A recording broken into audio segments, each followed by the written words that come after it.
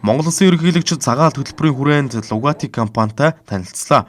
2018 онд байгуулагдсан тус компани уул уурхай тээвэр, барилга, хүнд болон хөнгөн үйлдвэрийн салбарынхны ажлын гутлыг үйлдвэрлэдэг.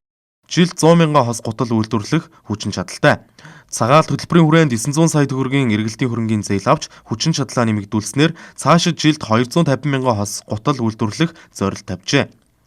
Дотоодын үйлдвэрлэлээ хамгаалахын тулд ижил төстэй импортын гутлын татварыг нэмэх, зээл татврын бодлогоор илүү дэмжих, эмээлтийн цогцлборыг нэн даруй ашиглалтанд оруулах, ялангуяа мэргэжилтэд ажиллах хүчин бэлтгэхэд анхаарах шаардлагатайг хэлж байлаа.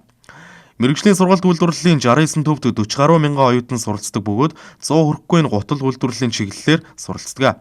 Иймээс суралцсангаа ажиллах, ажиллангаа суралцах нөхцөл бүрдүүлж 6 сараас 1 жилийн хугацаанд сургаж бэлтгэх бодлого барьж байгааг салбарын яамны төлөөлөл ярьлаа.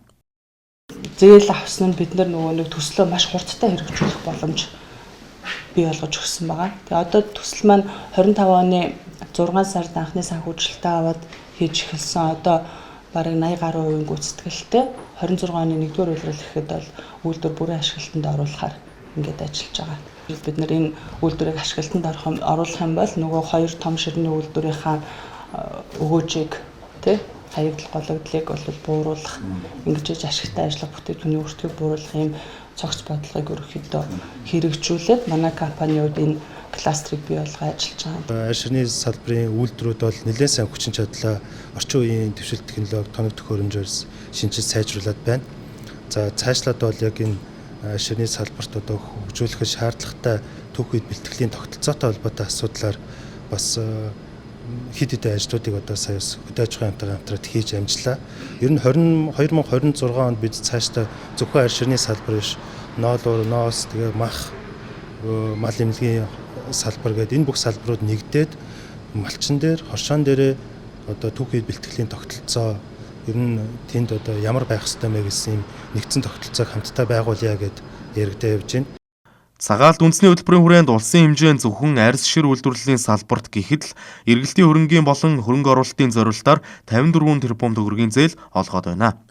Үүний дунд ганцхан жилийн дотор 1.2 сая ширхэг бог, 500 мянган ширхэг бодын ширийг бүрэн боловсруулах боломж бүрдсэний зэрэгцээ хаягдлыг дахин боловсруулах желатин шахмал шир үйлдвэрлэх хүчин чадал нэмэгджээ.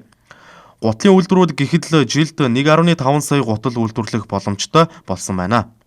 Одоогоор манай улс жилд 1 сая хос гутал үйлдвэрлэдэг бөгөөд цагаан алт хөтөлбөрийн хүрээнд 2028 он гэхэд 2 саяд хүргэх зорилт тавиад байгаа юм а. Ерөнхийлөгч хүрэлцэх малчид, нийлүүлэгчид үндэсний үйлдвэрүүдтэй хамтран ажиллаж олон 10 ажлын байр бий болгон нэмүртэг шингээсэн бүтээгдэхүүнээ дотоод гадаадад нийлүүлж татвараа төлж байгаа аж ахуй нэгж баялаг бүтээгчдэд талархал илэрхийллээ. 2025 оноос хэрэгжиж эхэлсэн цагаан алт үндэсний хөтөлбөрийн хүрээнд 66 аж ахуй нэгж ноос ноолуур арьс шир боловсруулах болон эцсийн бүтээгдэхүүн үйлдвэрлэхээр 520 тэрбум төгрөгийн хөнгөлөлтөө зээл аваад байна. Тэгвэл энэ онд 425 тэрбум төгрөгийн хүү багтай урт хугацаатай хөнгөлөлтөө зээл олгохоор төлөвлөд байгаа юм а.